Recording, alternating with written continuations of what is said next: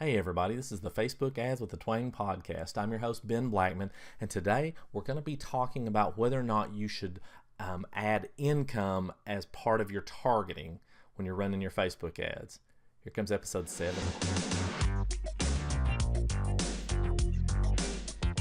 Facebook Ads with the Twang is dedicated to taking the often overcomplicated process of creating simple, successful Facebook ads, breaking them down step by step in less than 10 minutes at a time.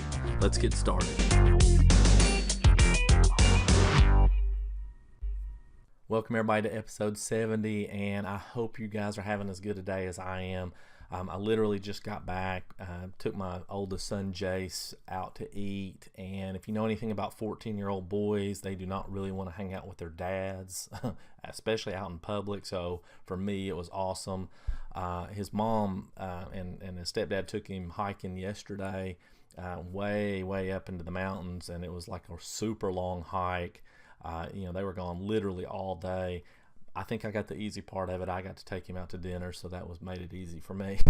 The only downside is we went to Longhorn Steakhouse, and you may or may not know, but I eat a plant-based diet. He's a carnivore, so it's it's kind of interesting going there to eat and watching him eat a filet and that kind of stuff. So anyway, kind of funny. All right, so today we're going to be talking about what I call the income dilemma. And the reason I feel like it's a dilemma is I talk to a lot of business owners who sell high-end services, especially coaches and stuff, and often they'll tell me they'll get people on the phone, but the people don't have any money. And so, the first thing that comes to my mind is that, people have money for things that they want, right?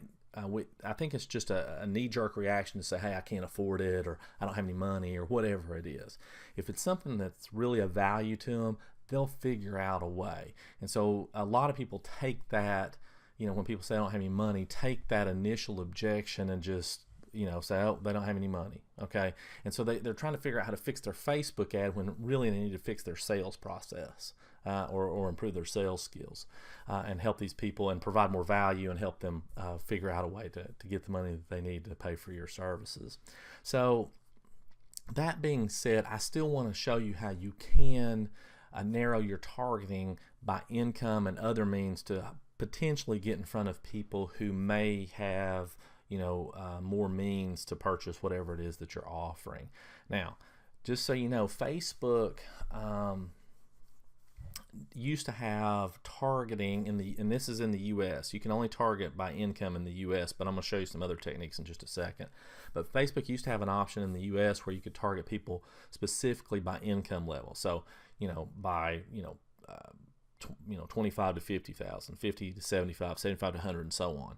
Okay, well, they took that away a while back, but a few weeks ago, my Facebook rep got all excited, called me up and said, hey, we've brought back, targeting by income.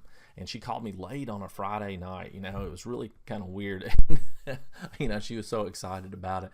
And it is a good thing. But what I found out when you target this way, or you narrow your targeting this way, is that it doesn't always have the desired effect, right? People are going to find an objection if they don't see the value, regardless if they have the money or not. Money's just an easy out because people will just accept it and move on. Oh, well, they didn't have any money, so I'm going to move on.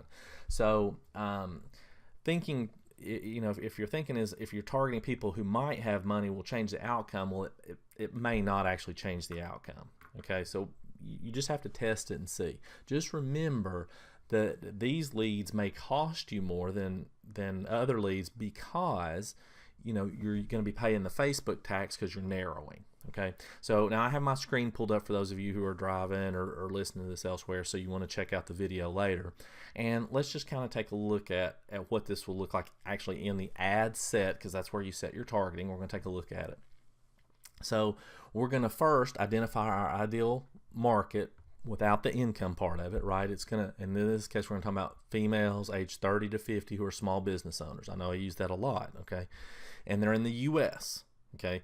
So I have that set up in the system already, and that says our reach, potential number of people we can get in front of, is about 2 million. So if I want to narrow that by income, the new option in Facebook is I start typing in income, and it should pop up, it says that I can target household income top 5% of zip codes in the U.S., or top 10%, or 10 to 25, or 25 to 50. Those are your options.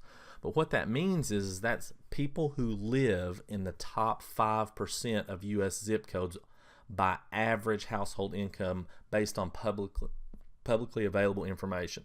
That doesn't mean that these people actually have that income. It just means they live in a zip code that they're likely to have that income. So let's just be clear on that. So if I select the top 5% in this case, it's going to take my audience size from the 2 million down to 110,000. Okay, and so you just have to expect that, and that's not necessarily a bad thing. We just want to be clear that that's what's going to happen. Now again, you can only do that in the U.S., and you can test it out, which ones are going to work best for you. So what if you're outside the U.S., or what if you want to try a different method, or you're not getting enough people in your target audience? Some other things that you can do, and I've been talking about this for years, is you can target also by high-end brands, high-end department stores, luxury items, that kind of thing. So in other words, say people who are small, everything else is the same, they're small business owners, but then we also want to narrow it by people who like Nordstrom, right? Who like Neiman Marcus. Okay. Now, obviously, these stores aren't exclusive, meaning people who don't have the income can still be in the interest group, but it does help. So if I put in Neiman Marcus and Nordstrom as a narrowing factor, that gives me a potential reach of 470,000 versus the 110,000 by income. All right. I can also do other things like high-end brands, or high-end designers like Gucci. Right. I could do something like that. And you have to kind of be careful with that, make sure you're paying attention to what you're typing in and if it's actually going to work or not. Or I was looking at some other stuff that I probably can't pronounce. I'm probably not going to go with those or give those as examples.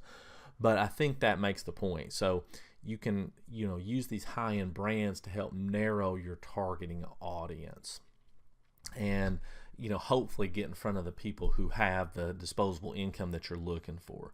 But I really do highly encourage you to work on sales skills because that is crucial. These objections come up whether you're buying a $10,000 mastermind program or whether you're buying a $2 pair of socks. People will have an objection on money, and a lot of us take it at face value. So I encourage you to hone your sales skills there and make sure that is not playing into the equation. So that's it, guys, for episode 70. I will see you on episode 71. Talk to you then. You've been listening to the Facebook Ads with the Twang podcast, and if you're tired of being frustrated with paid ads, come check out the Marketing with the Twang membership. You can get all the details at marketingwiththetwang.com.